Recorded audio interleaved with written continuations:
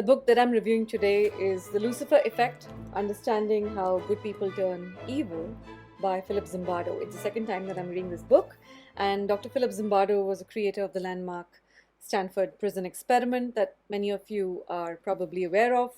It's especially, I think, important to highlight that this book was very relevant at the time.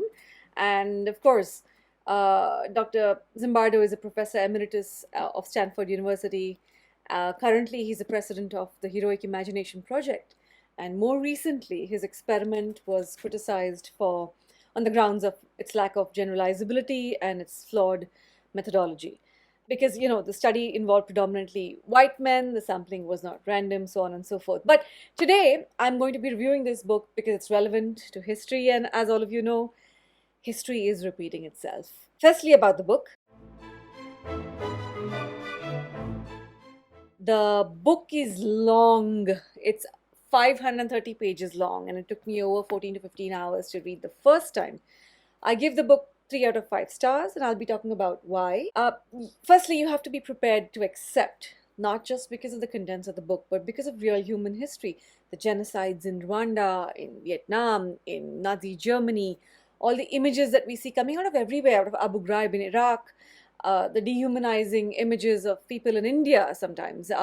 So we have to be prepared to accept and question, who am I? And if I was a German during the Nazi regime, would I just be a bystander and, knowing better, do worse?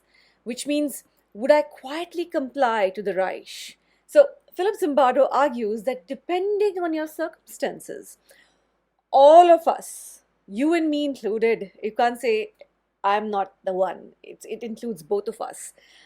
We can act in brutal and barbaric ways. And I know it's possible that many of us think that, I won't do that, because I did think, I won't do that. But what he says is that by incremental and very, very tiny steps. So what would that mean? Let's say, let's look at WhatsApp forwards, right? Let's say I lived many, many years ago during the Nazi regime, and let's say I was forwarded something written by someone that I believed in, a mentor, and let's say that mentor believed in what Adolf Hitler said, and with someone, let's say this forward said that, I was a nationalist, I loved my country, that person loved their country just like I did. And let's say I identified with the fact that I struggled in my childhood as well. I had a father who was aggressive and beat me up as well, despite which I rebelled and triumphed.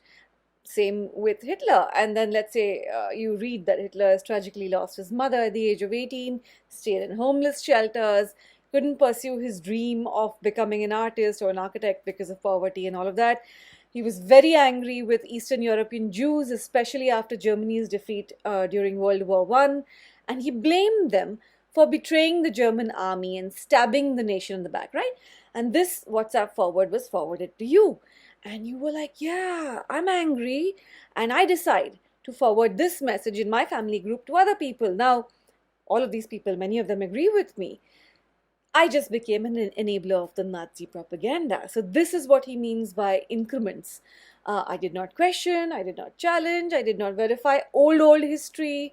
And now I just look at the situation, and I look at that there's an environment of chronic fear surrounding me, and I feel like I am the minority. And this sort of helps and has the power to create the enemy. So now it's us versus them. And now it's I'm human, they are not. I can love, they cannot. What I do is good, and what they do is bad, and they deserve what they get. They had it coming, right?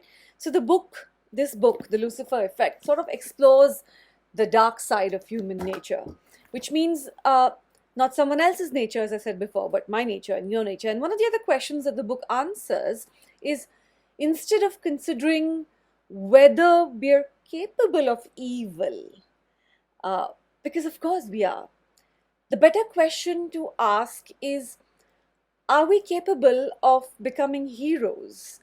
Are we capable of not just being bystanders? When we get the opportunity to help someone else, despite knowing, this is a very key word, despite knowing the personal risks that it costs you and the sacrifice that it will be if you get caught, like the Germans who disagreed with what was going on and helped people escape, right? Will you then still do something?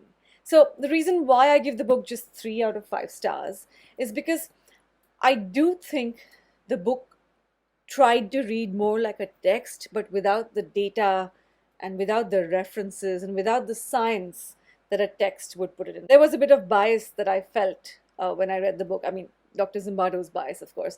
So it was too long. It could have been completely shortened down for popular consumption. So now it was neither a popular book nor is it a textbook. It's somewhere in that space between. As a result of the detail with which he's written, it did stretch in a few parts. And for a non-academic or for someone who's not a psychologist, that might become a little burdensome. The first several pages detail the prison experiment, followed by an analysis of the experiment, then several pages of what happened in the prisons of Abu Ghraib with pictures and what the government did and didn't do. So it's a bit of a trigger warning there because it's very graphic. And the last few pages were mainly on heroism. This, of course, does not take away from the fact that the book is a conversation point. And as anyone in the field or close to the field, you have to know the classic experiments. And what better way than from the perspective of the researcher who conducted them, right? That's, I think, a bit of a prerequisite to being an effective and a good therapist or researcher. That's about it. There's a link to the book below if you want to buy it. And if you use that link at no extra cost to you, Amazon gives me credit to buy more books to review. If you wish to join our 4 AM book club, please do click on the Facebook link. Until next time, happy trails to you.